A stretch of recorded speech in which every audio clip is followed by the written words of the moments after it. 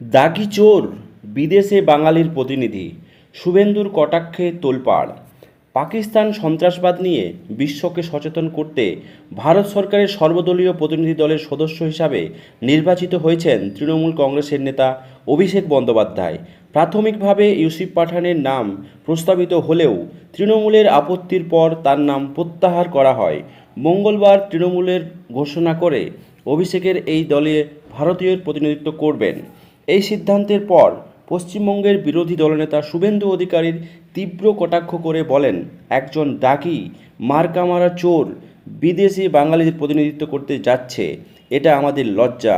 তিনি অভিষেকের বিরুদ্ধে ইডির তদন্ত, সম্পত্তি বাজেয়াপ্ত ও আদালতের অনুমতি নিয়ে বিদেশ যাওয়ার বিষয়টি তুলে ধরে তৃণমূলের পরিবারকে অভিযোগ করেন। বুধবার হলদিয়ার সাংবাদিকদের মুখোমুখি হয়ে শুভেন্দু বলেন, যার পাসপোর্ট ইডির কাছে জমা, যার সম্পত্তি নিলামে উঠেছে, তিনি কিভাবে ভারতের প্রতিনিধিত্ব করবেন। তৃণমূলের দাবি, কেন্দ্রীয় সরকার দলের সঙ্গে আলোচনা না করেই ইউসুফ পাঠানের নাম ঘোষণা করেছিলেন, যা তাদের কাছে অগ্রহণীয়। এই বিতর্কর চরমে ওঠায় অভিষেকের নাম চূড়ান্ত করা হয়। কেন্দ্রীয় মন্ত্রী কিরণ রিজিজুকে ফোনে এই সিদ্ধান্ত জানানো হয়েছে।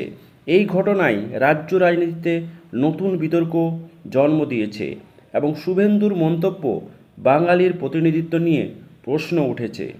এই মতো অবস্থায় দেশের এই একটা বড় ধরনের পরিস্থিতিতে শুভেন্দুর এই মন্তব্য যথেষ্টই তোলপাড় করে রাজ্য রাজনীতিকে।